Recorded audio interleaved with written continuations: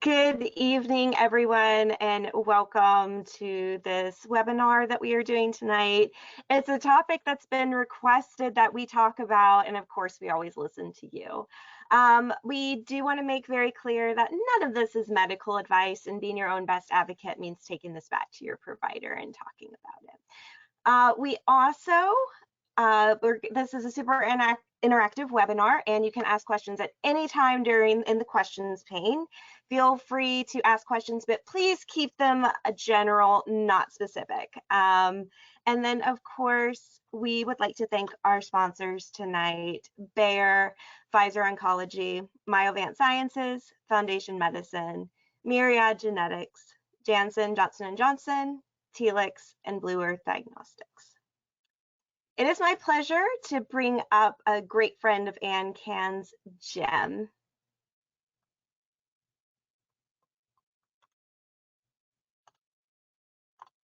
Good evening, everyone, and thank you for joining us.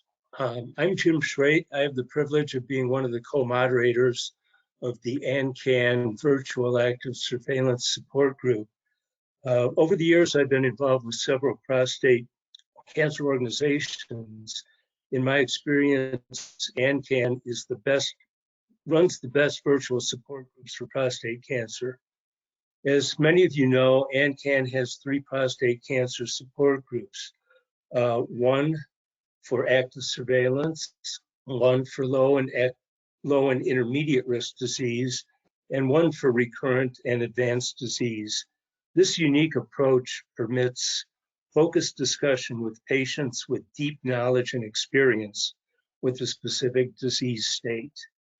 ANCAN also sponsors webinars such as this one and offers virtual support groups for other cancers, as well as groups such as Men Speaking Freely that deal with emotional issues relating to cancer. I'm very excited about this evening's presentation on focal therapy. Focal therapy holds out the hope of removing disease while leaving healthy tissue intact to minimize side effects. This approach has not been widely accepted by urologists, who prefer radical surgery that has improved little over the last 40 years and frequently results in devastating side effects, impairing quality of life. You'll learn more about our speaker, Dr. Klotz, in a moment from Howard, but suffice to say he is a patient-centric pioneer who's not afraid to buck the medical establishment for the benefit of patients. For me, this makes him a personal hero. I'll turn it over to Howard. Thanks, Jim. And Dr. Klotz, thanks for joining us tonight.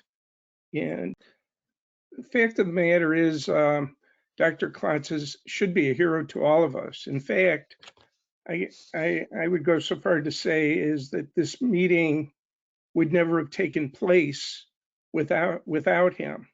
And he's affected the lives of the majority of the men in this program today.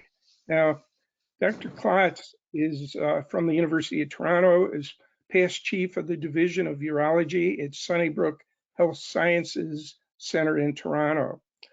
He is known as the father of active surveillance, and he has the distinction of being honored with the Richard Williams Award from the American Urological Association, which is presented to individuals for their outstanding and impactful research in the field of prostate cancer.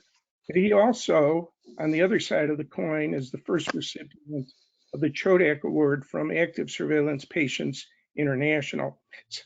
It's a bowl model. Well, it's actually a bowl that was done by Dr. Chodak, who was a mentor to Dr. Klotz and was a personal friend of mine. Notice the blue. So I also have to mention that Dr. Klotz is the recipient of the Order of Canada, Canada's highest civilian honor. In addition to his work with active surveillance, Dr. Klotz has been a pioneer in research on focal therapy, which is our topic tonight. And I'll just turn the floor over to Dr. Klotz, and we will have a question and answer period after he finishes. Thank you. Thanks, Howard. Good evening, everyone. Really a great pleasure to be here.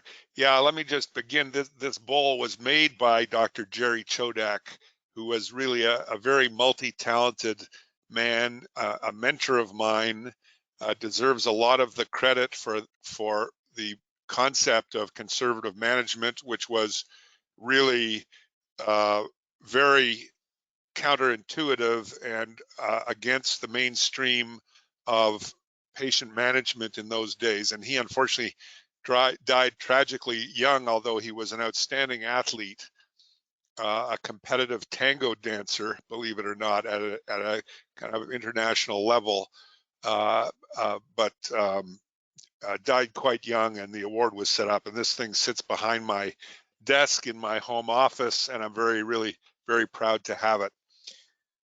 So focal therapy, and the title is Focal Therapy Right for Your Prostate Cancer? So that's a simple question, not that straightforward to answer, and I will try and address a lot of the issues around this, what is still a very controversial topic. Now let me just... So just my disclosures, I'm a consultant to Myriad Scientific that make a biomarker that potentially is useful in this setting. I'm not going to talk about it tonight. And I've received research funding from Exact Imaging that make this high resolution micro ultrasound system, and from Profound that make the Tulsa device that I am going to talk about briefly. So the issues I'm going to try and address, and it's a topic with a lot of nuances, as you'll see. Why focal therapy? Howard alluded to this briefly, but I'll go into a little more detail. Why is there interest in this? And I think it's important that a lot of the drivers for focal therapy are coming from patients more than from my colleagues. What are the different types? Are they equivalent? How successful are they in terms of cancer eradication? What are the side effects? Who's the right candidate? And in particular, drilling down a bit, are grade group 3 patients candidates with somewhat more aggressive cancer? Is every grade group 2 a candidate? And I'm going to just assume a little bit of background knowledge on the part of folks on the line. The Gleason score is the grading system.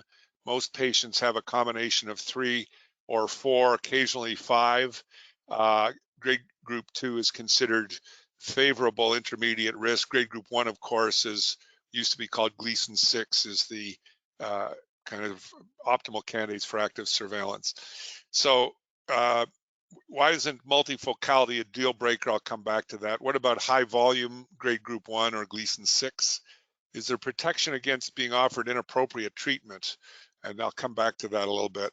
And the question was also posed, how important is being treated in a center of excellence versus the clinician who is in your local community? So this is kind of a startling picture of what used to be the standard surgical management of breast cancer, radical mastectomy, the whole breast removed routinely, along with lymph nodes. That is our current approach to localized prostate cancer, essentially. We either radiate the whole thing or remove the whole thing with a radical prostatectomy. And here is the much more pleasing cosmetic result today. This is a woman with breast cancer, had a lumpectomy with adjuvant radiation, obviously remarkable preservation of cosmesis and of function, and that's the concept of focal therapy. And I would say it's a concept whose time has come. And the basic rationale for this is that with novel imaging and precise targeting with biopsy, you can find the lesions that are the problematic ones, treat that selectively, leave tissue alone. And we know one of the fundamental precepts is that tissue sparing is function sparing. You don't treat the whole prostate, and you are much less likely to have long-term side effects in terms of quality of life. And the idea is that treating the lesion, just like a lumpectomy, will be as effective as whole gland treatment, but less harm to the patient. So what's the appeal?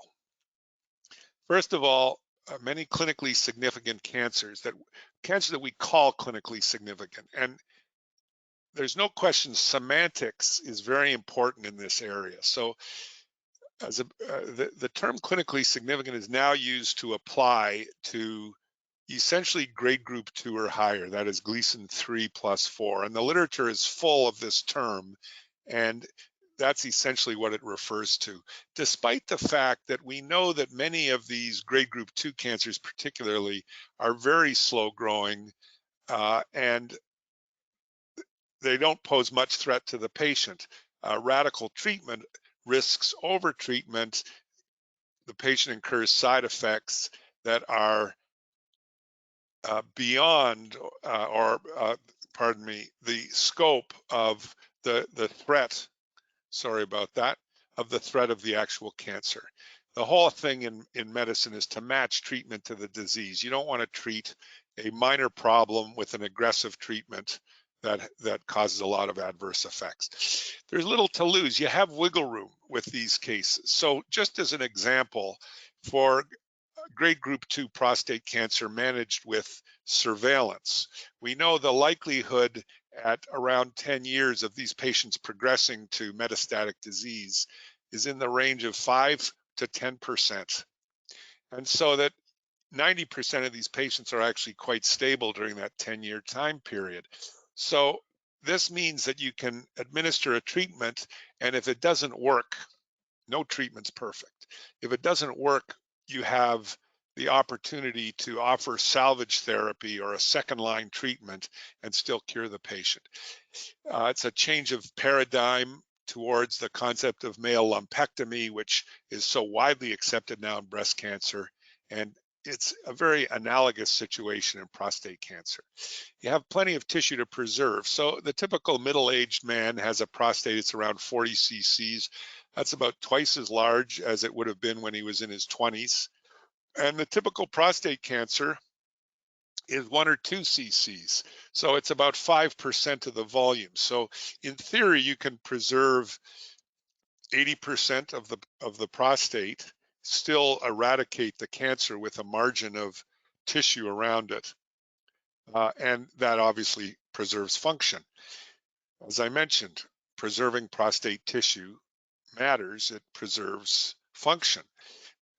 The diagnostic pathway is changing. So probably most of you are aware that nowadays we've moved from just biopsying the prostate in patients who have an elevated PSA to imaging with usually MRI, increasingly high resolution micro ultrasound, but finding a target before you do the biopsy, and then mostly doing targeted biopsies of that suspicious area. So this means increasingly we find these patients who have only one lesion on imaging. The lesion shows an intermediate risk cancer. Why do you have to treat the whole prostate? Better ability to characterize the cancer phenotype, meaning how aggressive is this cancer? And this is where things like not just imaging, but molecular biomarkers come in, enabling much better prediction for which are the bad actors and which are not. And finally, a profusion of methods. So there's many ways to deliver this, and that is one of the part of the appeal. And then there's the risks of focal. Medicine involves trade-offs most of the time. And first of all, about 3/4 of prostate cancers are multifocal, meaning that in one prostate you may have 3 or 4 or even more distinct cancers. So how does focal therapy make sense in the face of that reality? I'll come back to that. It does, but it's an explanation. The limitations of imaging and targeting, we know, for example, MRI misses somewhere around 25 to 30% of small clinically significant cancers. And is that a deal breaker? It's not, but again, these are some of the concerns. How do you monitor patients? The focal therapy induces some artifact that's seen on imaging. It may be difficult to tell, certainly with imaging, whether they have a recurrence. The biology of responsive residual disease to injury. So this is another question. In other words, if you have tumor that's just at the margin of the treatment zone, which you don't, as the clinician, you don't appreciate it's there. So it's injured, but it's not killed. And then you get release of a lot of different growth factors. They're called cytokines, an inflammatory response that may adversely affect the growth of the cancer. This is more of a theoretical issue. It hasn't received much attention, but in my opinion, it's a consideration. Salvage treatment, meaning the patient who fails and goes on to another round of treatment, say more focal therapy or radiation or surgery, the results are never as good as if they were treated that way up front. This is partly due to selection of the failures, but there's concerns that salvage therapy is less effective than if you use the same treatment up front. We don't have randomized clinical trials. I'll come back to that briefly. That's a significant criticism. I think there's a good counter argument for that. And I also list this profusion of methods as a problem as well as a benefit. How the heck do you decide amongst these 5 or 6 different ways of administering the treatment which one is best for a given patient? There's really no consensus about that. So I consider that both a strength and a weakness. Okay, now just kind of a couple of minutes just laying out the groundwork of what there is out there. There's many different ways to eradicate prostate cancer, destroy tissue in a predictable and reliable manner. So you can cook it. You can, which we call thermal ablation. There's a number of ways to do that with either directly you apply energy, electric current, radio frequency ablation like microwave. You can freeze it, cryoablation, which is direct application of freezing energy, also kills tissue. You can do it indirectly with focused or planar ultrasound like HIFU and TULSA. The ultrasound waves are converted to heat in tissue and the tissue is heated up. High voltage current, this seems to be gaining a lot of adherence, so-called IRE or nano knife or electroporation. It's all the same technology. It's quite simple technology. It's easy to administer. Another way to do it, radiation can be administered in a focal way, both with external beam or more commonly with seed implantation. You can put laser light in that is absorbed by the tissue and heats it.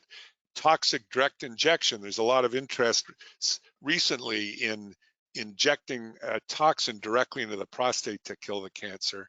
And then you have kind of mixtures, for example, nanoparticles that are activated by laser and destroy tissue. So it's great in the sense that we've got all these technologies, but it also really presents a conundrum, I would say, not just for the patient, but for the clinician, because, you know, how do you decide? And one of the issues is that, whoops, pardon me. It's hard to be expert at all these. So what tends to happen is you get advocates, people become very skilled with a certain technology, say cryo, HIFU, TULSA, and committed to it, and don't necessarily, it's relatively few groups that offer the full range of these technologies. And this was came from a recent consensus conference. These were people who are interested in focal therapy, so it's a bit of a skewed distribution, but this is who was getting, how many patients were getting what treatment. So still the commonest thing is radical prostatectomy, either robotic. Still there's some open advocates, not that many. External beam radiation, brachytherapy, 40 to 80% for radical prostatectomy. But then you have this whole range of HIFU, cryoablation, laser ablation, irreversible, that's the IRE, photodynamic therapy. So really a non-trivial proportion of patients are getting every one of these different modalities. So again, back to the basics. So this one on the upper left is straightforward one. The patient's got a single tumor. You're going to ablate the lesion plus the surrounding tissue. But then you get patients, for example, who may have grade group 1 on the other side. Should that be treated as well? The general consensus is no, you don't need to treat that, but you know, it still is a little unsettling to the patient knowing he's got some cancer, even if it's considered clinically insignificant and he's being treated, but not that area. And then you get this patient on the right who's got two significant cancers, one on each side. Is it focal therapy to treat both of these things? Is it a good idea? This is one of the controversies. And you can see on the bottom here that focal therapy can refer to targeted ablation, where you're just treating the lesion, the surrounding tissue. Hemiablation, you treat up to half the prostate, and even more aggressive, where you're treating 2/3 or 3/4 of the prostate, which is what we tend to do with the TULSA treatment. So the whole area is full of variation in practice, not much consensus. Makes it confusing for the patient. Another aspect of this is that each one of these sources is limited to a degree by the physics of the energy that's delivered. So with IRE, you get variation in tissue impedance. You may get more distribution of the current in some types of tissue than others.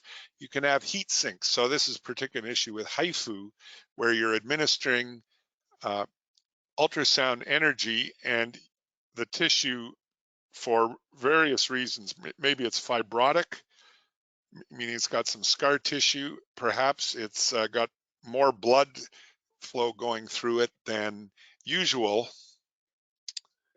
I'm sorry. So that the tissue, the energy is dispersed and you don't get adequate tissue heating. With radiation, you can have radiation resistance. It's a function of the type of beam that's used, alpha versus beta versus photons, and so on. With ultrasound, for example, calcifications will bounce the ultrasound energy away and you won't get tissue heating. So each one of these has their limitations. And this is maybe getting a little too technical. It's the only slide I'm going to show about the kind of technique, what you aim for. Try and get about 10 millimeters margin around the cancer. You can't always do that. If it's at the apex or at the capsule, you aim for 3 millimeters. I'm not sure why that's happening, pardon me. The clinician has to balance protecting surrounding structures, particularly neurovascular bundle and sphincter, against eradicating the cancer that may be in that area. And this is often kind of a tricky tightrope you're walking. Let me keep going here. So this is just an example. This is a patient, this is from a publication that I put out a number of years ago, kind of early days, but just to show, this is a MRI of the prostate. Now, one of the things I just want to comment on, and again, this is an MRI from about 10 years ago, and they've improved a lot, but the level of detail of the anatomy is really striking. And here you can see, this is called T2 weighted image. Prostate cancers tend to be dark, so you see it in the circle there at the anterior, the kind of front part of the prostate, and then the HIFU treatment, and then you come back 6 months later, and really that lesion has disappeared. And you also do what are called perfusion studies, where you infuse contrast gadolinium, and you can tell that there's absolutely no blood flow, no perfusion going through there. And this is one of the early studies that my colleague Mark Emberton at University College in London put out. This study, I think, really got things going in the field. And the trifecta is a term that we use to refer to, it comes from horse racing, obviously. If you predict first which horse is going to come in first, second, and third correctly, you've won the trifecta, make a lot of money. The trifecta in prostate cancer is preservation, erectile function, continence, and disease being eradicated. And there's a lot of literature that the trifecta after radical prostatectomy in centers of excellence is around 40%.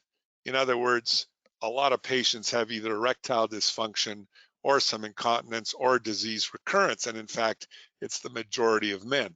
And in this publication, the trifecta was 84%. In other words, the vast majority had all three: preservation of erections, continence, and no evidence of disease.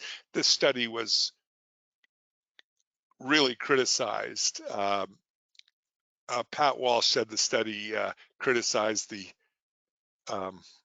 editors of Lancet Oncology for even publishing it, but I think it has pretty much stood the test of time. One of the issues here is that they didn't rebiopsy the patients, so the criticism was that you know, they were overestimating the likelihood of disease eradication. But still, it really kind of shook up the community and got many people, including myself, interested in this area. So now to kind of move forward, this is the more recent data on how these stack up, first of all, in terms of quality of life. And I would say of all the controversies there are in this field, this one is not controversial. Focal therapy preserves quality of life in a way that total gland ablation does not. So if you look at the rate of continence, it's 95 to 100% of patients are continent. The data on continence after radical prostatectomy, it varies, but generally patient-reported outcomes, somewhere around 20 to 30% of patients have to wear at least one pad per day. This is dramatically different with focal therapy. The same general comment goes for erectile dysfunction. Somewhere between 0 and 25% of patients have erectile dysfunction after focal therapy. Some of these, this data is a little older. This very much depends on patient selection, on the, for example, the average age of the patients. But this is also dramatically better than even nerve-sparing prostatectomy, where typically it's around a third or 40% of patients will have erectile dysfunction afterwards, again, depending on their age. And other complications are quite uncommon. I've had 2 publications on, one on HIFU, one on TULSA. And so you can see, you know, we had really very favorable results, kind of consistent with everyone else. And then the next question is the oncologic effectiveness, or how effective focal therapy is at eradicating the cancer. This is more of a controversy.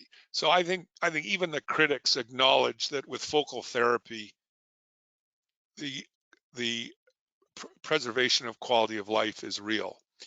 With the oncologic outcome, somewhere around 15 to 40% of patients will have a positive biopsy after focal therapy.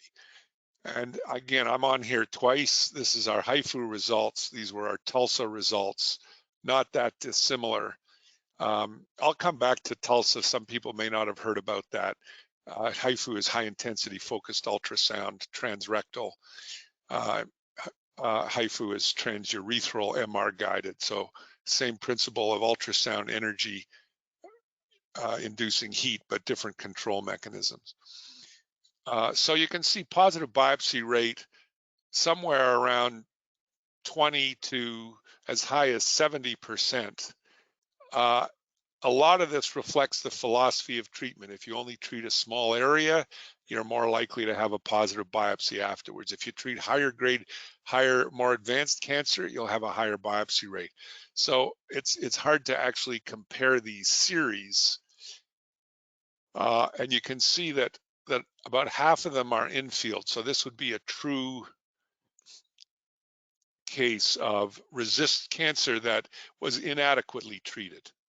And then the other half are out of field, meaning you treat the left side of a patient's prostate, down the road they get a new tumor on the other side. You can't really blame the treatment for that. That's not so much a treatment failure. It may be a patient who wasn't well selected for focal therapy, but this is sort of predictable that a certain proportion of patients are going to have out of field recurrences. The other point is a lot of these recurrences are grade group 1 and therefore may not be clinically significant. So you can see here the proportion of grade group 2 or greater, somewhere around 5 to 15% with one outlier.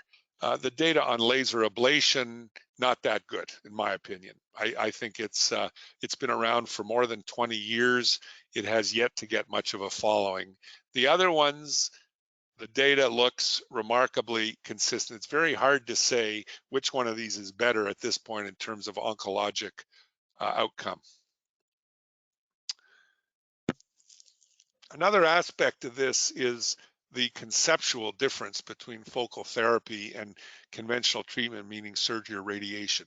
So the goal is different, and I think a lot of the critics don't acknowledge this. You're going to get residual cancer foci. You're not treating the whole prostate. You're treating up to half of it in most cases, maybe even less. So having residual cancer foci doesn't mean you failed. The goal, metastasis, means you failed. Patient dying of prostate cancer means you failed. But having some residual disease in the prostate is just part of the sort of patient management paradigm, the so-called disease management strategy rather than total eradication, with the bang for the buck that you are preserving quality of life in a patient whose disease is not that life-threatening. Follow-up can be challenging. I mentioned that artifact can be induced, the imaging can be hard to interpret. PSA is not as useful. If you do a radical prostatectomy, the PSA should go to undetectable levels. And if it doesn't, that's very often clinically meaningful. After focal therapy, the PSA often goes down, but not always. And the reason is you don't know in any one patient if his PSA is, say, 8 or 10. Is that coming from the benign part of his prostate?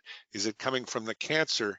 You can find out if you eradicate the cancer and the PSA doesn't change much, that what you're seeing is PSA related to benign prostatic enlargement. And finally, focal therapy is still being very much evaluated. The area is very hot. There's publications coming out every month. But long-term data is sparse. It's getting better.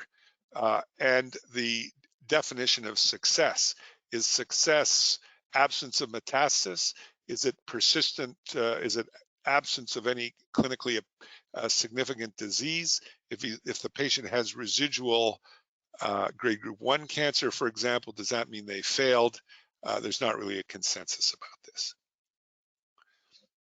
Why does focal therapy fail? So I showed that approximately 20% of patients have residual cancer after focal treatment. So one is inadequate treatment. Maybe there's a heat sink. Maybe the treatment wasn't extensive enough. Maybe there was some problem with how it was administered. The next is disease biology. So if the patient has a recurrence on the other side, that's a form of failure if they have multifocality. And the third is patient selection. So you have a patient with very aggressive cancer, particularly if it's fairly advanced in terms of volume, they just may be poor candidates. So all of this comes into it. And this is a very wordy slide that just addresses some of the many technical issues that are involved in this question of whether the patient is going to have a successful outcome or not, related to various aspects of the tumor, the prostate, how extensively they were treated, did the margin go out sufficiently widely to encompass the whole tumor, because margin failure is quite common. In other words, you have underestimated as the clinician how extensive the cancer is. Failure outside the zone I mentioned. And of course, some patients, particularly with higher grade cancer, are going to fail because their disease may have metastasized before you even diagnosed it or before they were treated, or if they have local failure and proceed to metastasis afterwards. So a lot of issues. So now to come back to some of the more, what I consider some of the more conceptual aspects of this. One concern I have is focal therapy as snake oil medicine. I'm sure you're all familiar with this 19th century phenomenon, snake oil cures all. And in particular in the United States, during the opening up of the western part of United States. It was very common. There wasn't a lot of health care, obviously, and these practitioners purveyed snake oil, which cured all. And it was a harmless, generally harmless medication of no value whatsoever. And a lot of conditions, a lot of medical conditions are self-limited, and snake oil works very well under those circumstances. But the issue is the risk of giving an ineffective treatment for an insignificant disease, which I consider focal therapy for grade group 1 to be. Focal therapy should not be the treatment for clinically insignificant prostate cancer. Those patients should be followed with active surveillance. And the other side of the coin is if you have patients who have a more aggressive disease, they're getting snake oil for something that really needs treatment.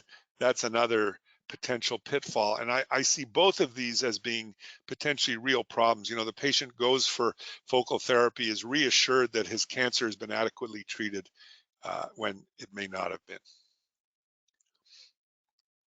So I mentioned that I don't think focal therapy is appropriate for grade group 1. This is just some of the recent data. This is from Hopkins. Our data is similar. So this is 1,800 patients, median follow-up 5 years, prostate cancer mortality 0.1% at 15 years. One patient per 1,000 died of prostate cancer with this approach. So I think this is very compelling evidence that grade group 1 cancer does not need to be treated in almost all cases. There's a few exceptions, mainly related to the BRCA mutation patients or very young patients who have very extensive grade group 1 cancer. They are few and far between. And you see over a 15-year period, a little less than a third of the patients were upgraded and eventually treated. So of course, grade group 1 doesn't mean no treatment ever. That's the whole concept of active surveillance, that you follow them and a proportion are eventually going to be found to have higher grade cancer and be treated. I mentioned the issue of salvage treatment. So there's not a lot of data on this, pardon me. This is one of them. These are patients who had HIFU, focal HIFU, and failed. So these are the bad actors. These are the guys who, within a few years, developed local recurrence and went on to have a radical prostatectomy. And these two curves are the likelihood of biochemical recurrence, in other words, of eventual PSA rise signifying recurrence of cancer. Oh, I blow on my mouse and the slides change. My apologies, folks. So the bottom one is the patients having initial radical prostatectomy, and you can see a relatively low rate of biochemical recurrence out at 6 years, whereas the patients who had salvage prostatectomy after focal HIFU had a much higher rate of eventual PSA recurrence. Now, it's not as simple as it looks, because this bottom, the green curve, is unselected patients. These are all patients going for radical prostatectomy. The upper curve are patients who've been treated and have failed. So by definition, they have more aggressive cancer, and therefore you kind of can predict that they're going to do worse. But nonetheless, this is a bit of a caution that salvaging these patients after focal therapy may also not be 100% successful. And then the next issue that I just alluded to was the limitations of MRI. So a key element of this whole approach is to map the disease and treat accordingly. But we know that MRI misses cancer in about 15% of cases, significant cancer. And another part of this is it tends to underestimate tumor volume. As the clinician doing focal therapy, it's really vital that you're aware of this. So this is a study from UCLA that took 440 patients who had an MRI, had a radical prostatectomy. They did what's called a whole mount. So most pathologists cut the prostate into about 25 pieces around 1 cubic centimeter each, size of a sugar cube. They did these whole mount sections, which involves a little bit of special pathology technology. So you could compare the size of the lesion on MRI that you see on the bottom left, that dark oval, and the size of the cancer. Cancer tends to be blue on this type of staining. And in general, the MRI underestimated the size of the cancer by about a third. You can see here the mean MRI size in this series was 1.6 square centimeters, mean pathology size 2.4, 50% larger. So you have to take into account that the cancer may be larger than you are seeing. And then there's the issue of the cancers that you're not seeing. So this is a major challenge for the field, because somewhere around, say, 20% of cancers that are grade group 2 or higher are not seen on MRI, and this has been demonstrated by many groups. And why is that?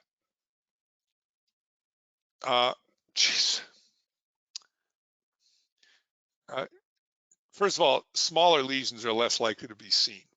But what makes cancer visible on MRI is the tightness of the packing of the cells. So higher grade cancer tends to, the cells are packed more tightly together, and that inhibits the diffusion of water in the MRI rapidly oscillating magnetic field of MRI.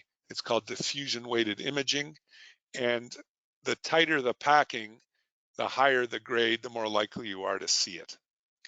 And it turns out that the genes that are responsible for cancer progression are also genes that are involved in making cancers visible on MRI.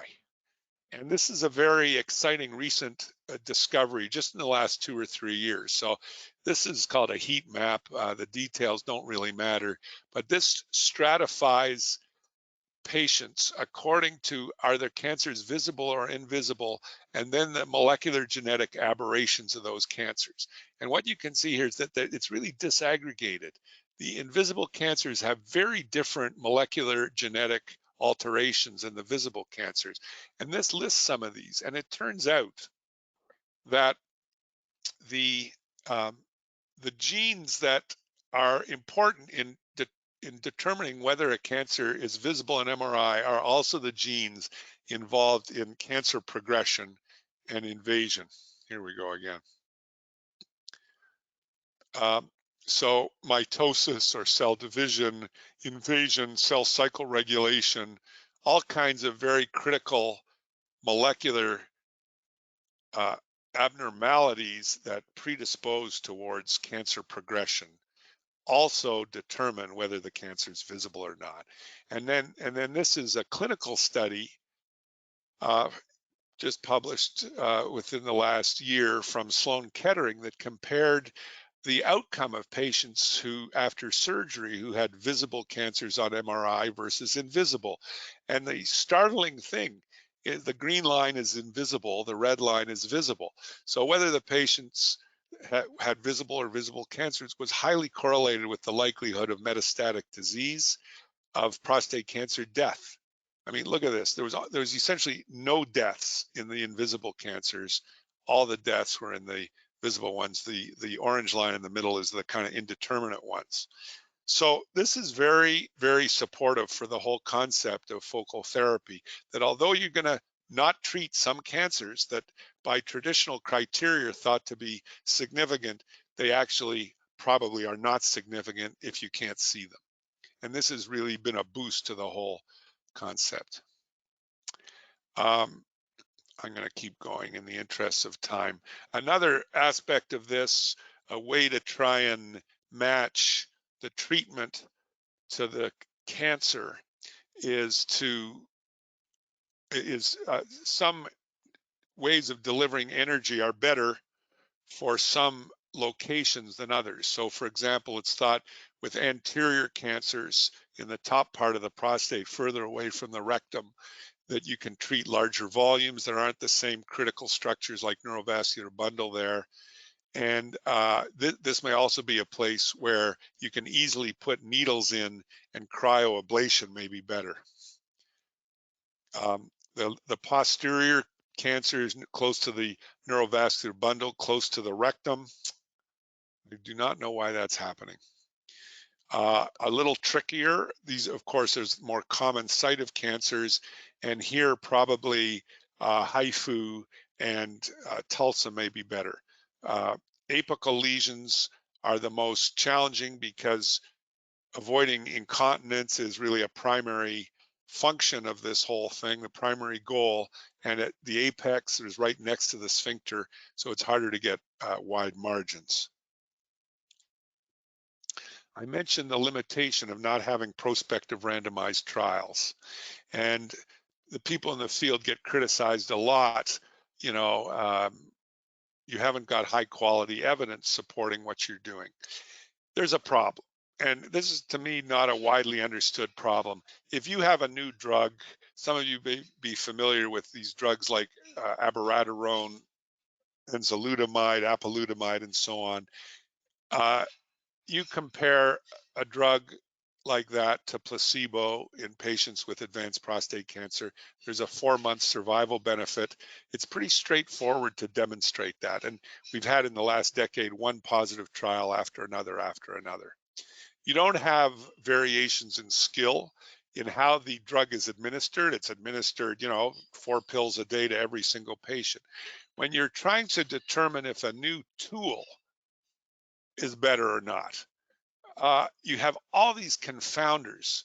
What is the expertise of the person doing it? With focal therapy, how widely are they treating the gland? What's the selection of patients? The treatment can vary from one site to the next. The robot, the Da Vinci robot's a great example of this. This robot has taken over urologic cancer surgery almost completely. In certainly the United States, lesser degree in Canada, but we're going the same direction. It's been extremely difficult to demonstrate a real benefit of the Da Vinci robot because of all these confounders. And I think it's very much true with these new technologies, HIFU, TULSA, and so on. And the FDA came to the realization that if they demanded prospective randomized comparative trials, that they would set back approval probably by 20 to 30 years. So they have now approved these technologies without phase 3 prospective randomized trials. And the way they got around this issue was they approved them not for cancer, but for tissue ablation, because there's no issue about tissue ablation. These technologies do ablate tissue. The unmet need in this area is a robust endpoint for focal therapy trials that doesn't take 15 years before you see a difference in prostate cancer mortality. So this is one of the kind of controversies in the field. And then just to come back to the original title of this talk, is focal therapy the right thing for my cancer? So how do you select patients? Discrete lesion on the MRI, it's nice to have a target. It should be at least grade group 2. You should be able to get a decent margin. Patient has to understand this is not the same as taking out the whole prostate. They're at risk for recurrence that they might not have if they had complete removal, although you can get local recurrence after radical prostatectomy, and some acceptance of the salvage strategies. So I've kind of summarized here who are candidates for partial gland ablation. The sweet spot, this is a pot of honey. Grade group 2, targeted biopsy of a solitary unilateral lesion on MRI with systematic biopsies negative or only showing grade group 1. I think everyone agrees that these are the patients, particularly small amount of pattern 4, for whom it makes a lot of sense. The next group, not quite as perfect. Grade group 3, if it's a solitary lesion, nothing wrong with focal therapy for grade group 3. The downside here is the higher the grade, the less the wiggle room. The greater the risk that if you don't succeed, the patient will develop metastasis during that interim period. But on the other hand, you have compelling quality of life benefits. So many patients with grade group 3 are choosing focal therapy. More than one lesion, the more lesions, the greater you have this issue of multifocality as the source of the treatment failing. But still, if they're both on the same side, you can do them with hemiablation. It's compelling. A solitary lesion crossing the midline, cancers crossing the midline, and treatment crossing the midline increases the risk of complications to some degree. Not having an MRI lesion. So you see a patient who's got a positive biopsy on one side for grade group 2 or 3, MRI is negative. I just showed you that that's probably a more favorable lesion, but I think still many of these patients are candidates for treatment. And then finally, and this is kind of controversial, the patient's got very extensive grade group 1 with high PSA density, so it's a risk factor for higher grade cancer, who just is not comfortable with surveillance.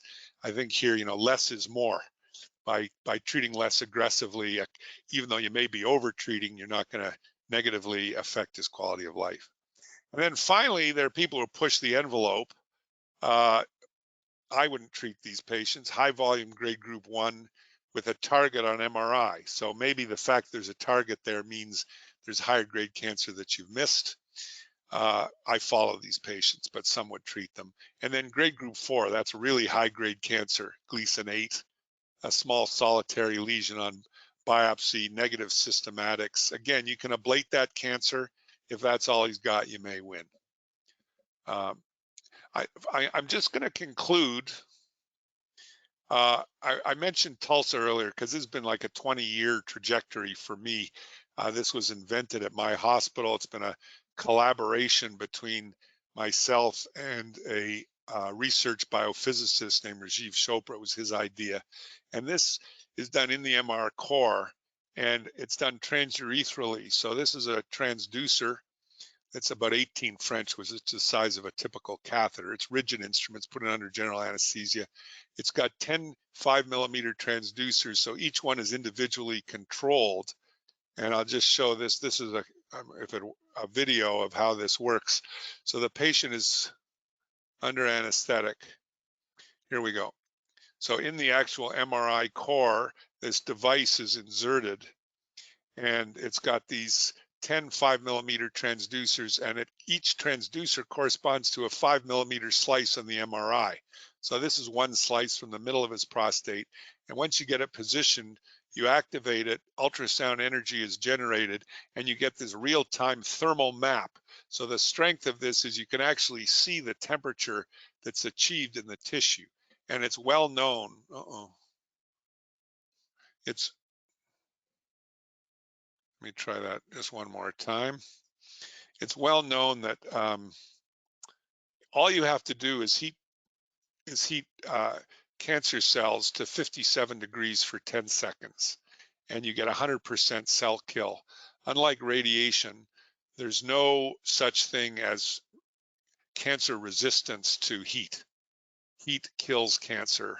If you get it to that temperature for 10 seconds, it's dead.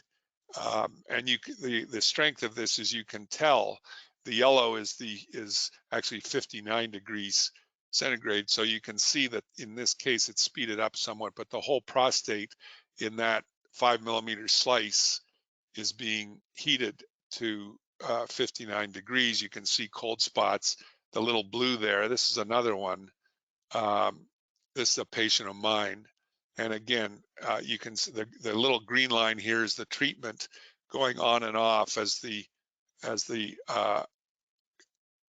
probe rotates, and the system, based on the temperature on that slice, determines whether there's energy being delivered by that transducer or not. And then here's afterwards you administer contrast, and all you're seeing is a big black hole. In other words, there's no blood flow or perfusion through that area at all. And then this is just to show, I'm just going to wrap this up quickly, the data. The PSA dropped 90% on average in these patients. And here's the outcome. So around 80% of patients had negative biopsies. 80% were free of disease at 1 year biopsy. And this was the functional outcome. So basically 99% had what's called social continence, meaning they may have had a pad for insurance, and 87% recovered erectile function. So we're quite excited. This is now durable to 5 years. And you might find this interesting. This is a cystoscopy. I took this with my cell phone of a patient who had urinary retention. It was about 4% of the cases. And I don't know if this is going to show. You basically see the urethra is intact. That's not showing very well. I'm going to skip it. Really remarkable degree of tissue destruction with this technique. And very audaciously, the company that makes that device is sponsoring a prospective randomized trial called the Captain Study, comparing TULSA to radical prostatectomy. And that study is actually accruing quite well. No one has ever pulled off a radical prostatectomy versus an energy-based technique, whether it's radiation or TULSA or anything else. So this will be a historic study if and when it completes, which it looks like it's going to. And then we'll be able to say, based on a prospective randomized trial, of course, depending on what the data shows, but if it shows what we think it will show, that this energy-based approach, which is so effective at preserving quality of life, gives equivalent outcome to radical prostatectomy. There's still a lot of controversies in this area. How exactly you define the index lesion that you're treating? What's the significance if you have disease left behind? How much of a threat to the patient is that? How extensively to treat? But this, I would say, it's not going away. Focal therapy is really emerging as an alternative. As I mentioned at the start, very much patient driven. My view is, this is my own subjective impression, most people now know someone who's had a radical prostatectomy. This is lay people I'm talking about. And many people know someone who's had the operation and has not had a good outcome. Either they have incontinence, they have erectile dysfunction, and there's a lot of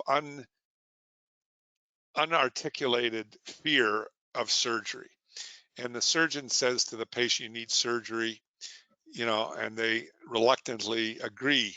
But if you give them the idea that there's an alternative, which there clearly is for a lot of these intermediate risk patients, they grasp at it like a drowning man grasping at a straw. And I think this is going to continue and to increase. So I think ultimately it's going to be pressure from patient groups like yours and patients in general that are going to result in a shift, to this kind of treatment. There's a new society, the Focal Therapy Society, that's very much geared to promoting this. And finally, I'll say the ship has sailed. Focal is the new black. So thank you very much. I've gone longer than I intended, but we got a good half hour for questions.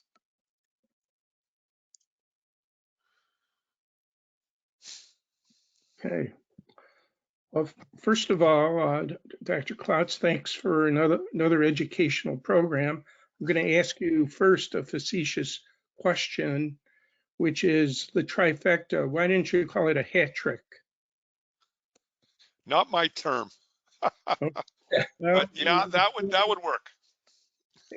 Well, it was a little bit of Canadian honor there. Yeah. But our audience, and I do too, want to know, are these procedures covered by insurance in North America and the US and Canada? And, what does it cost? Great question. So that, of course, is a answer that really varies by region and country massively. So, for example, I believe HIFU is now widely covered in Europe, in Asia, in many places by many insurers in the United States. TULSA, cryo, I believe, is widely covered in the United States. TULSA just got approval for coverage in the U.S. One of the large regulatory bodies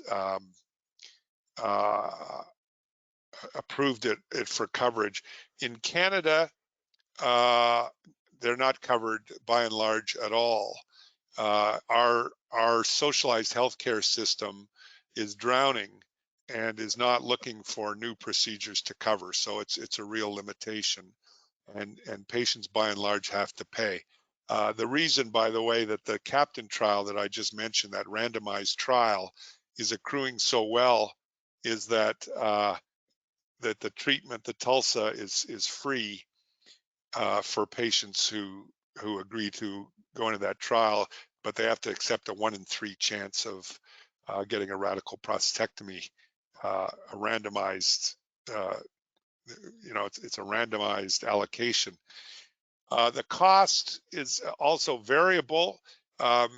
Typically, a lot of money, like maybe $20,000 to $30,000 Canadian, which is dollars now about 75 cents US. So it's in the 20K range.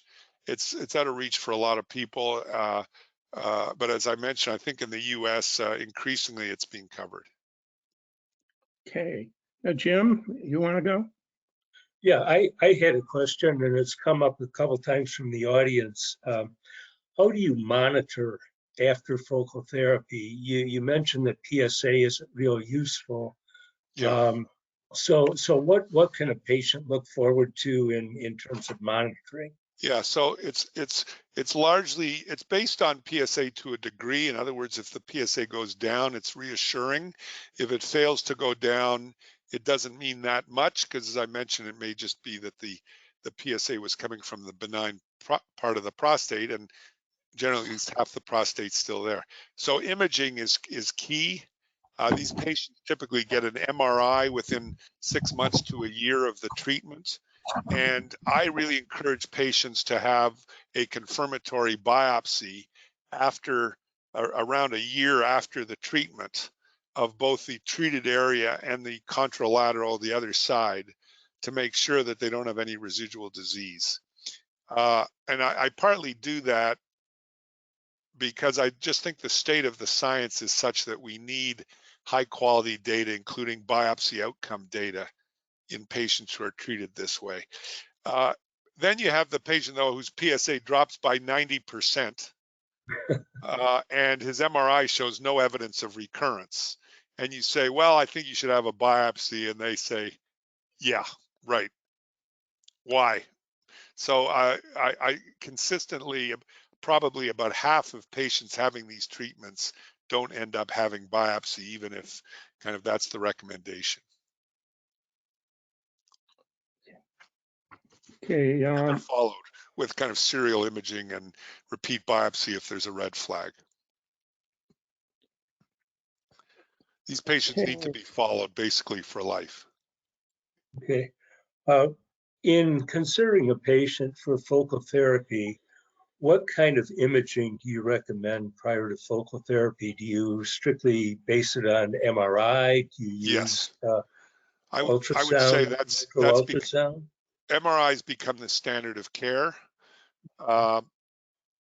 If they're having a treatment that involves ultrasound energy, they should have a CT scan as well to make sure they don't have big calcifications in their prostate, which is a deal breaker. MRI is not very good for calcifications. I'm a big fan of high resolution micro ultrasound.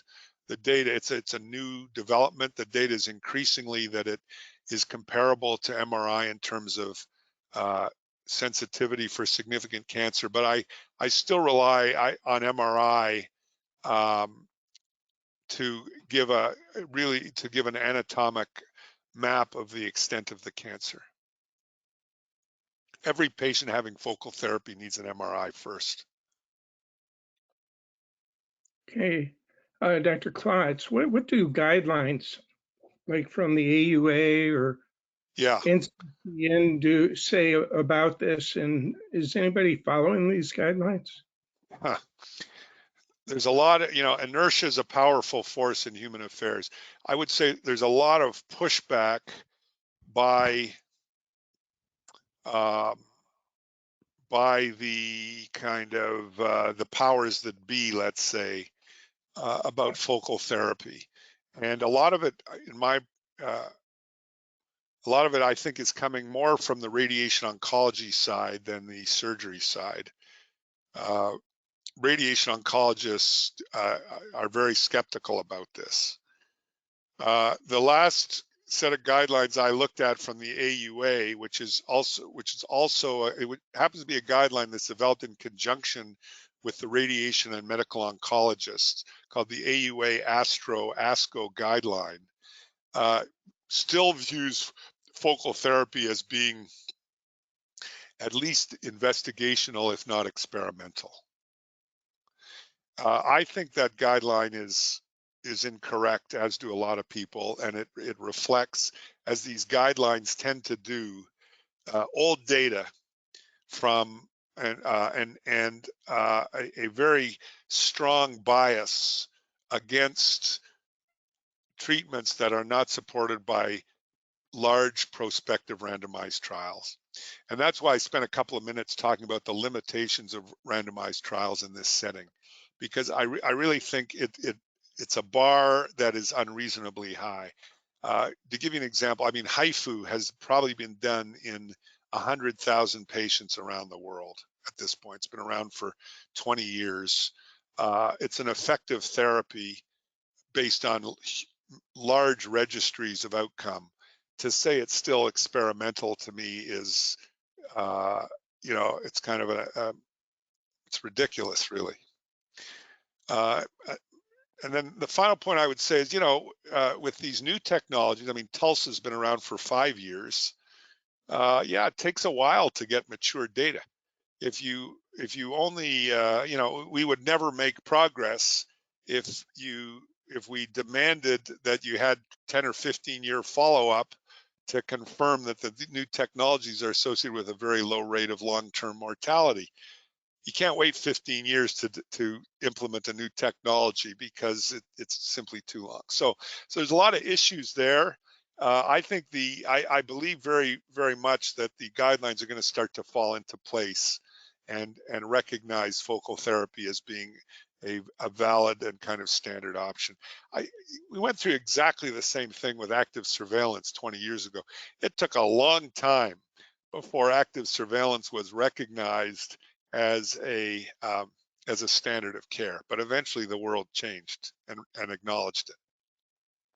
If you took the whole population of men diagnosed with prostate cancer, and you broke down a percentage of what proportion of these men would be candidates? Yeah, that's a great question. I would say, I mean, off the cuff, around a quarter.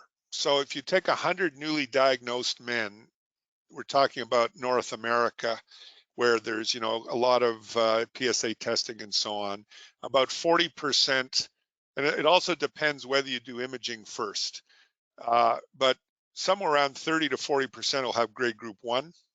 Another roughly 25% will have high grade cancer, grade group 4. And so you're left with about 25% that have a solitary lesion, usually grade group 2 or 3. Still, it's a lot of patients. That's, getting up towards 80,000 patients a year in the United States. So if you're looking just at the Gleason, the people who have some Gleason 4 in a grade group 3, how much Gleason 4 is acceptable to you to treat? Well, yeah, if it's a small lesion, it could be mostly Gleason 4. I mean, the whole thing is to try and get a sense of extent of disease. So I think focal is perfectly reasonable for grade group 3, which means Gleason 4+3 with predominant pattern 4. If the lesion is localized and relatively small. And there are plenty of those patients. Once it's multifocal, visibly multifocal, bilateral, more extensive, extending into the capsule and so on, then I think you need to pull out the bigger guns. It's sort of the same question with the Gleason group 2. Yeah. What proportion of them So would fit in? Gleason group 2 is probably the most heterogeneous of all the grades of prostate cancer. So at one end, at the favorable end, this is a bit of a tangent, but the patients who have very small amounts of pattern 4, 5% or less, it's the majority of these cases actually don't really have pattern 4. It's an artifact of the way the needle passed through the prostate, and it kind of missed the lumen of the gland, and so it looks like higher grade cancer. So at the favorable end, a lot of these patients are candidates, excuse me, for active surveillance. In the middle, again, as I mentioned, you have patients who we know about 95% of them have very indolent disease. Excuse me for a second. So there's an increasing recognition that we've been over-treating a lot of, excuse me, we've been over-treating a lot of grade group 2. And then you have patients who actually, I mean, pattern 4 cancer is real cancer. It has all the molecular genetic features and can definitely metastasize. So once you get up to 40 or 50% pattern 4, I mean, those are real cancers. Some of those guys may be better off having a radical prostatectomy or radiation, depending on extent of disease. So this is really a case where kind of personalized medicine judgment is called for. I didn't go into the whole issue of molecular biomarkers, because I mean, that's another huge topic, but this is the sweet spot for the molecular biomarkers. I don't use them at all in grade group 1, or hardly at all, but grade group 2, you're trying to decide between active surveillance, focal therapy, or radical treatment. The readout from one of these molecular biomarkers like Oncotype DX or Prolaris can be really useful. If it's very aggressive looking cancer from a genetic perspective, no one is going to argue with taking that prostate out or radiating it. All right, shifting gears a little bit, can focal therapy be used for salvage therapy after BCR? Absolutely. And there's I actually had a couple of slides in the talk on that, and then I thought I'm not going to have time to get to that. But all of these focal therapies potentially are useful. Now we're talking about post-radiation with local recurrence. Right. So after, I've actually got a couple of patients who had local recurrence after surgery, just in the bed of the prostate, and radiation. They had radiation as their initial treatment, and they were treated successfully with TULSA, which is transurethral, so you can access this local recurrence. After radiation alone, there's a HIFU can be used, cryo can be used. It's always, these are risky cases. The rectum is at risk. Everyone who does these salvage cases ends up with a few percentage of patients who develop a fistula, which is a connection between the prostate and the rectum. That is a disastrous outcome. Patients end up with a colostomy, require complex surgical repair. It's a catastrophe. So that is what everyone worries about with these salvage cases.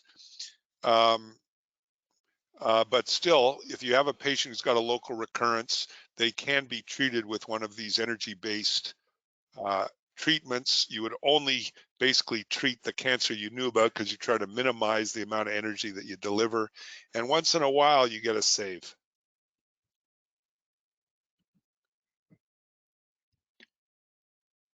right? What do you see as the role of artificial intelligence in focal therapy? What's coming down the road there? And is it going to enhance the ability to do focal therapy or increase its success rate? Yeah, that's a good question. So first of all, we know that artificial intelligence is going to replace a lot of the image interpretation that's now being done by radiologists and pathologists. So I think one advance, there's already a number of publications showing that AI does better at MRI interpretation of prostate cancer than the average MR radiologist. It's pretty remarkable. So I think accuracy of imaging interpretation and pathology interpretation is going to get better.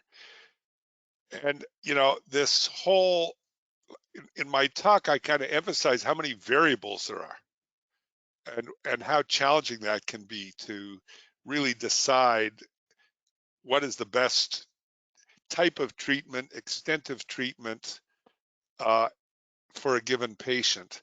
And surely there is a role for AI where you input, you know, tens of thousands of cases into a database and use that as the basis for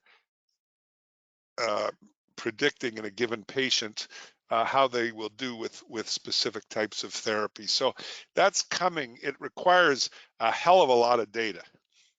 And the more variables you have, and in focal therapy, there's a lot of variables, you know, the more data you require. So I think it's going to take a while before we get there, but I think very much that's, we'll have these kind of risk nomograms based on AI that allow you to really match treatment and extent of treatment and nuances of the treatment to a given patient. Yeah, I have a Canada-centric question. How can focal therapy be accessed in Canada? How, where, etc.? Is it only privately available? Pretty much. So yeah, it's unfortunate. Cryo never took off in Canada. There's almost no one doing cryosurgical ablation that I know of. One guy in London, Ontario was doing it for radiation failures. HIFU is being done in a few centers privately. Tulsa is being done basically at my center by me. It's taken off in the United States, but so far I'm the only Canadian site to do it. We have to charge patients. IRE is really taking off in a big way in Canada just in the last year or so. I have my doubts about it, as I mentioned at the beginning. It's good for some patients, but I don't think it's as effective for the as the other interventions. It's my personal bias. I acknowledge that. So yeah, that's the Canadians. It's in a way it's the opposite. In every other way, there's kind of private sector medicine in the U.S. and socialized medicine in Canada, but in this area, increasingly the focal therapies are being covered in the U.S. by insurance, and it's private pay in Canada. It's ironic. In terms of either U.S. or Canada, is it best to go to a center of excellence? Is there much sort of community application of this technology?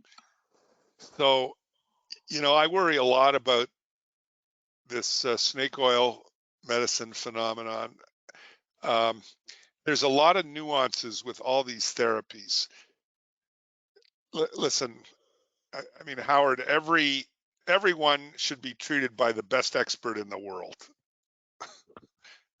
You know, I think everyone, if they had their choice, but the problem is that can't always happen. And people, so I would say center of excellence is maybe a bit of a buzzword in this area.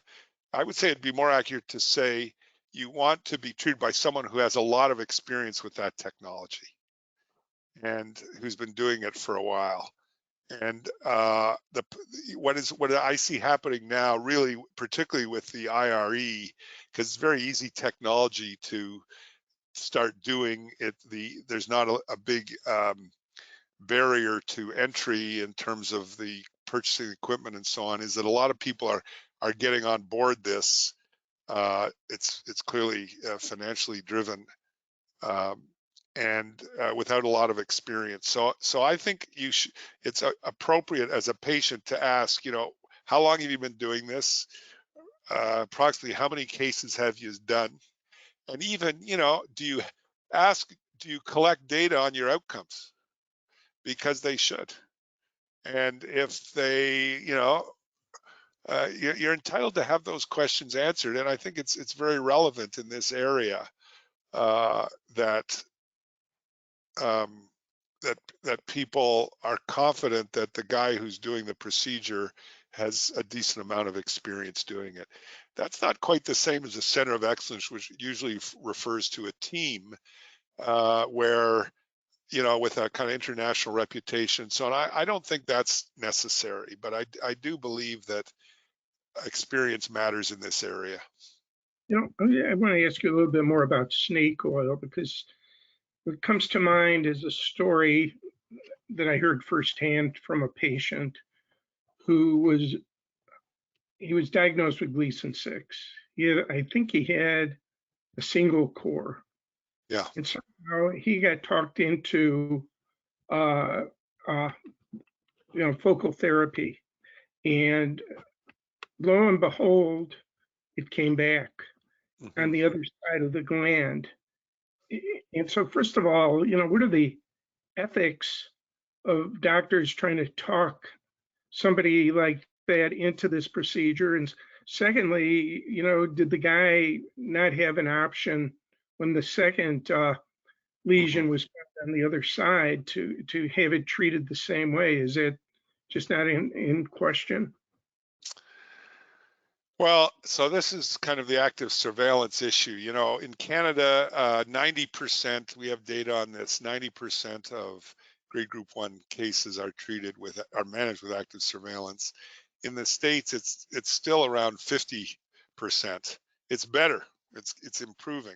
There are centers in the States where you have large groups of urologists, and the uptake of active surveillance for a grade group 1 varies from 0 to 100% in the same group. So, there's huge variation. I think that the scenario you just described should be condemned. That is such clear overtreatment. And ultimately, I think when patients such as the one you described start suing their doctor for doing the radical prostatectomy for grade group 1 is when things will really change. I'm not promoting the litigation, but I think it's, in a way, it's inevitable. Yeah, look how enthusiastic Jim was about that, since he's an attorney. The patient. Yeah. Retired, Howard. All right. Well, still, once a lawyer, you fill in the blank. I was totally asked, and I got into a half dozen law schools myself and chose to be a journalist. The world's loss, I guess. But definitely, we still have well over 100 people online. So I'm supposed to ask you subtly, Dr. Klotz, how hard a stop do you have? Because we're reaching the bewitching hour here. Well, let's keep going. We got another 10 or 15 minutes is fine. Okay, Jim.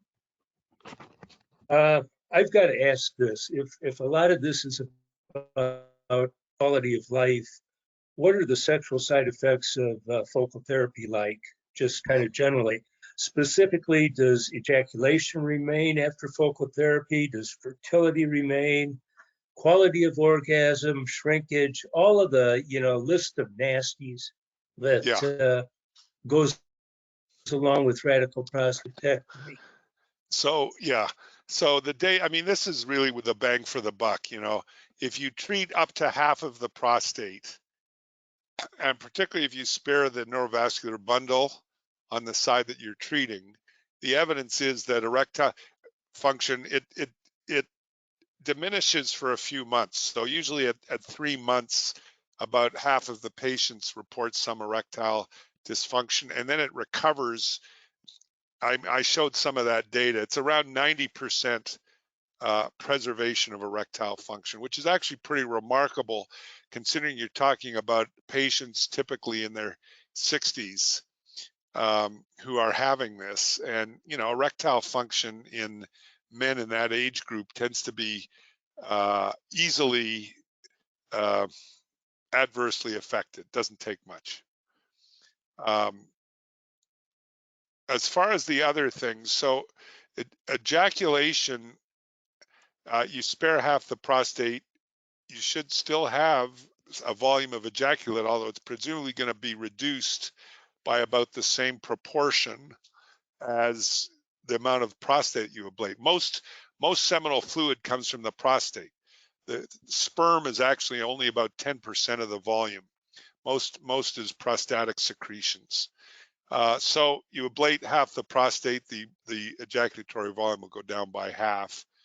And fertility is a good question. There's not a lot of data on this,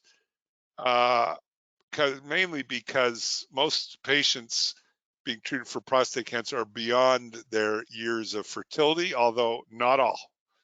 Actually, I just saw a guy today, he's 56, he's still single. He wants to get married and have kids. He's asking about, you know, sperm banking before he has a radical prostatectomy. I think, and then the final point is the sperm and the fact the prostatic fluid come into the prostate through what's called the ejaculatory ducts, and those ducts are often obstructed as a result of the treatment. And so it's quite common for patients, even though they've had focal therapy, to have loss of ejaculation, of actual fluid come out. They still have the sensation of orgasm, but they have a dry ejaculate is the term. So, I mean, that's one of the, you know, there's no completely free lunch. But for most men in this age group, erections are the thing that really they're focused on. And that's preserved in most patients. Yeah, I'm going to pick up on that theme a little bit over to the side, though. I don't know if you know this, but I was good friends of Jerry Chodak here in Chicago, and he told me many things over the years. I never had a clue that I was going to be on this boat. But one of the points that he made was that urologists, in a way, have not done themselves any favor because they do a lousy job of evaluating men for their sexual function before they do surgery.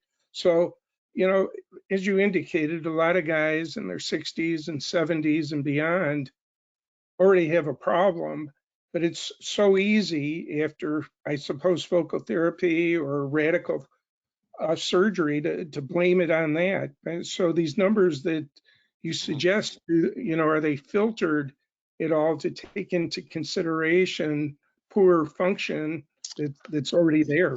Yeah, so typically, like in our data our data from the Tulsa study, we looked. You have to look in men who have normal erectile function prior to the procedure. How was it afterwards? So usually that's how it's reported. Now, your point is, well, you know, how do you assess erectile function? Well, there are questionnaires that ask about 5 or 6 questions about, you know, performance, frequency of erection, morning erection, stuff like that. So you can get a handle on, again, assuming people report honestly, but you can get a handle on roughly what level of erectile function they have pretty easily. My criticism of my colleagues is more that we tend to view the whole area of eroticism and sex as being about erections, where it's really about a whole lot more. It's about attitudes, relationships, You know, erection is really kind of a small piece of the total pie of erotic relationships, the erotic aspects of relationships. The Greeks understood this very well, and we tend to look at it fairly mechanistically, but that's kind of a editorial comment. I go along with Jerry though in his you know, in what he said.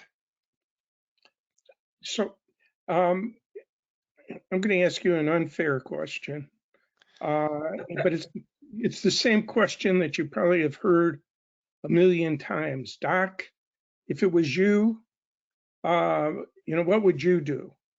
I suppose there's more than one answer, but Well, you know, if I was, yeah, that's not a hard question for me. If I was, and you know, I think I did 2,500 radical prostatectomies in my career. I did them open, I did them robotically. I'm a fan of radiation. I think it's very good treatment for the appropriate patient. And I'm also committed to focal therapy. But if I was in the sweet spot with grade group 2, significant amount of pattern 4, I would have focal therapy in a heartbeat. which one? Which one? Which one? Yeah. I'd find someone who I thought they were new at, who I trusted and was experienced and beyond. I mean, I like Tulsa, but I'm on the basis of evidence. I think right now you can't be dogmatic about which is the best one. They each have their pros and cons, and you know, I think it's more important to find someone who is very capable with that technology. I mean, you know, cryo is a case in point. Never took off in Canada, but there's a lot of cryo ablation practitioners in the States who get very good results. And you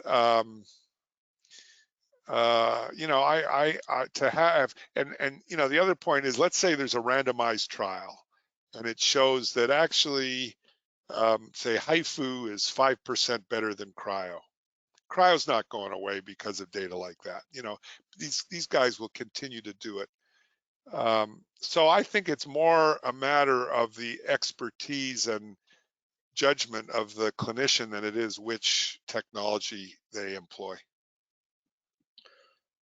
Okay, Jim.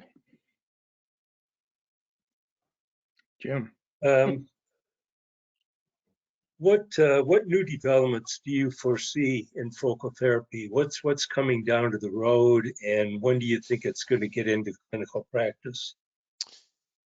Yeah, so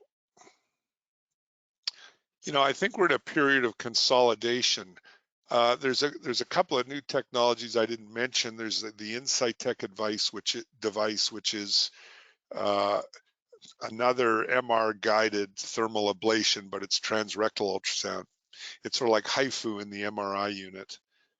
I think, Jim, I see us headed for a period of consolidation where over the next 20 years, each of these technologies, people are going to get more experience with it. The results are going to improve, and there's hopefully going to be some based on either data in a large scale registry, and these registries now exist, collecting data from thousands of patients, or comparative studies, so that we'll be able to really better match the patient to the treatment. I'm not sure, I'm not aware at the moment of, well, people are trying some of the BPH technologies for prostate cancer, like Resume, which listeners might be familiar with, is a fairly new treatment for benign prostatic enlargement that basically uses the energy of steam to kill tissue, and that's being investigated for as a prostate cancer treatment. People are, there's a lot of interest now in injecting, I mentioned this briefly, injecting toxins directly into the prostate, including either chemotherapy agents or immuno-oncology agents. And there's a lot of interest also in combining focal therapy with immunotherapy. So when you do focal therapy, you release a lot of antigens, And if you give that in conjunction with a treatment that attacks cancer based on the immune system recognizing cancer cells, there's reason to believe that that combination may be synergistic. So I don't. I think I could be wrong, but I think the next decade or so is going to be one more of consolidation than seeing dramatic new breakthroughs. I think of you as a very patient-centric clinician. Do you have any views about the value of support groups for patients, prostate cancer patients, regardless of what treatment they're contemplating? Oh yeah, well, I think I'm hugely supportive of support groups, and I think it's been a sea change. It's first of all, it's very healthy to get men talking about their situation, which this has changed drastically. Like 15 years ago, it was almost unheard of for men to get together in groups and share their experience. Women did it, but and I think to a large degree the prostate cancer groups were modeled on the breast cancer support groups. But it took some heavy slogging, but I think it's become much more acceptable, and it is so valuable, I think, for patients to get together. First of all, to listen to high quality information from people who really know what they're talking about and are credible, and also to kind of share their experiences. It can be a lonely journey to be diagnosed and feel like you're on your own. And also in terms of wading through the morass of information, misinformation, anecdote, innuendo, self-interest, very tricky. And I think the support groups like yours have really gone a long way towards kind of clearing away the underbrush in this area. So I'm 100% supportive. Did you Thank see you. the op-ed in the New York Times yesterday by Dr. Egner and Dr. Esserman? Basi- I heard about it. Yeah, Go ahead. basically talking about, well, I mean, Dr. Esserman has been in touch with me to try to work with her group with breast cancer. I mean, as you pointed out, women were miles ahead and usually are on health issues. But in the case of active surveillance, men are taking the lead, and women, for whatever reasons, don't buy into it, even for the most minimal risk, breast cancer. Yeah. I'll tell you the anecdote, which was one of the crowning moments of my career. I was at the big ASCO meeting, American Society of Clinical Oncology, and I ended up somehow at a breast cancer session on over treatment, which has always been an interest of mine. And there's about 2,000 people in the room. I don't recognize anyone. They're all breast cancer people. And then they start showing my data. And they say, these guys in prostate cancer, they've figured this out. We need to start doing this. And so I couldn't just sit there. So at the end of the talk, I stood up and I said, I'm that guy. That's my data that you were just showing. And I got a standing ovation from 2,000 people. So to kind of reach across disciplines, to go from prostate cancer to breast cancer and have an influence was really, for me, an incredibly, powerful and gratifying experience. So, but they, I mean, in ductal carcinoma in situ, for example, there's increasing recognition that they're on this basically the same pathway that we were with grade group 1 prostate cancer. So it just takes a while. So, Jim, anything? I think I'm good. Maybe, I'm sure there are questions, I'm afraid, from now till next week. But maybe it's time that we let you off the clock. Okay, folks. And I don't know if Rick Davis wants some parting words, or if Jim does, but thanks again for helping us out. Yeah, thank you so much. This has been great. And then here's Rick, if Rick has something. Well, the only something I have is first of all to thank Dr. Klotz again for an outstanding session. I think we already sent you from last time a sweatshirt or a t-shirt, but we'd be happy to send you another one, or one for one of your kids or grandkids or anything right. you'd like. That'd be great. Yeah, let Howard know what size and color. Look at our swag and All right. we'll get it to you. Very, very appreciative. Sweatshirt, so maybe it's time for a tee. Okay. And again, I really want to thank you. I want to thank all of the attendants. I hope that you've learned a lot. This is a very tricky area. We do have a position at ANCAN, and our position at ANCAN is that focal therapy is very good for the right candidate, but not everybody is the right candidate. And because we see so many people across the board, we have the experience of guys where focal has failed and they've come back. And in some cases, it's already out the capsule. In other cases, we send them back to the low intermediate and tell them to choose another form of treatment. So we know that there are guys getting treated who perhaps should not have been treated in the first place. And our way around that is to refer people who want focal therapy to the NCI or NCCN Centers of Excellence, because we feel that they are going to be much more selective in who they're willing to treat. Right. And I think that's probably where we'll stick, but we have to agree with Dr. Klotz and most other practitioners that if you're suitable and can get away with focal therapy, it's the way to go. If you're not a candidate for active surveillance, but you are a candidate for some form of treatment, it is the way to go if it suits you.